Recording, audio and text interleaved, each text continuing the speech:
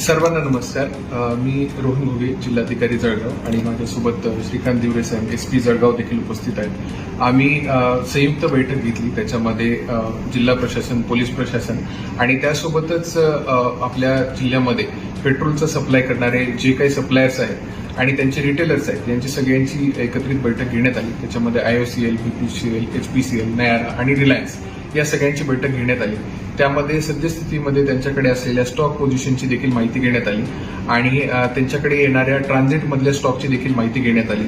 त्यासोबतच मागच्या वर्षीची काय परिस्थिती होती, ह्याच महिन्यांमध्ये आता पेरणीचा सीझन आहे आणि त्याच्यासाठी जमीन तयार करण्याची पण पूर्ण कार्यवाही चालू आहे आणि त्याच्यासाठी मागच्या वर्षी देखील सिमिलर प्रकारची डिमांड होती.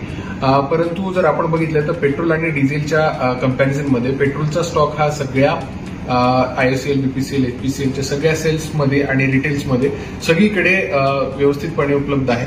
जर आपण बघितली तर आजची जी पेट्रोलची डिमांड होती ती 921 स्केलची होती आणि त्याच्या अगेन्स्ट 1338 स्केल म्हणजे किलो लिटरचा सप्लाय सध्या आपल्याकडे उपलब्ध आहे आणि ट्रान्झिटमध्ये म्हणजे येणारा सप्लाय जो आहे तो 747 किलो लिटर्सचा आहे. म्हणजे पेट्रोलच्या सप्लायमध्ये कुठेही कमतरता नाहीये. आपल्याला कमतरता जाणवते ती डिझेलच्या सप्लायमध्ये आणि ती देखील जर मागच्या वर्षीच्या कंपॅरिझनमध्ये मागच्या वर्षी याच तारखांमध्ये आपण जवळपास 1300 किलो लिटरचा सेल केलेला होता आणि या वर्षी तो जवळपास 1620 म्हणजे 320 किलो लिटरचा एक्स्ट्रा सेल होऊन देखील आपल्याकडे स्टॉक पोझिशन बघितली तर 1490 किलो लिटरची स्टॉक पोझिशन सध्या आपल्याकडे उपलब्ध आहे आणि येणारा जो ट्रान्झिटमधला जो स्टॉक आहे तो 1614 किलो लिटरचा स्टॉक आहे. म्हणजे आपल्याकडे असणारा स्टॉक आणि येणारा स्टॉक हा पर्याप्त मात्रेमध्ये आहे.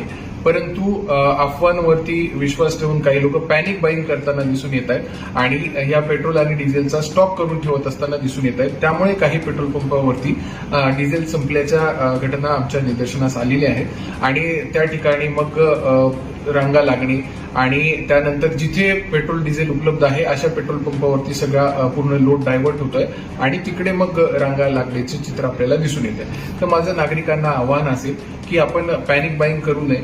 आपण जरी मशागतीची पण डिमांड जर कन्सिडर केली तरी पर्याप्त मात्रेमध्ये आपल्याकडे साठा उपलब्ध आहे. काही रिटेलर्स कडून आपल्याला जेव्हा माहिती घेतल्याच्या नंतर कळालं की जे साठा तो 4-4 दिवस सेल करत होते तो साठा ते आता 4 तासांमध्ये सेल करत आहे. अशा प्रकारची इतकी मोठी पॅनिक बाईंग सध्या लोकांमध्ये सुरू आहे. त्याच्यामुळे कुठेतरी डिझेलचा आपल्याला तुटवडा काही पेट्रोल पंपांवरती झालेला दिसून येतो. परंतु सप्लायमध्ये कुठेही कमतरता नाहीये. मागच्या वर्षीच्या कंपॅरिझनमध्ये मोठ्या प्रमाणावरती सेल करून देखील आपली स्टॉक पोझिशन चांगली आहे. फक्त काही पेट्रोल आणि डिझेल पंपांवरती काही काळासाठी म्हणून डिझेलची मागणी वाढल्यामुळे सप्लाय खंडित झालेला आढळून आलेला आहे. परंतु माझी सर्वांना विनंती असेल की आपण अशी कुठलीही पॅनिक बाईंग करू नये. स्टॉक हा पर्याप्त मात्रेमध्ये उपलब्ध आहे. काही ठिकाणी जिथे इश्यूज आपल्याला भांडण तंटे झालेले बघायला मिळालेले आहेत तिथे SP साहेबांनी देखील मोठ्या प्रमाणावरती पोलीस बंदोबस्त आणि सुरक्षा नागरिकांसाठी प्रोव्हाइड करण्यासाठी म्हणून पूर्ण व्यवस्था केलेली आहे.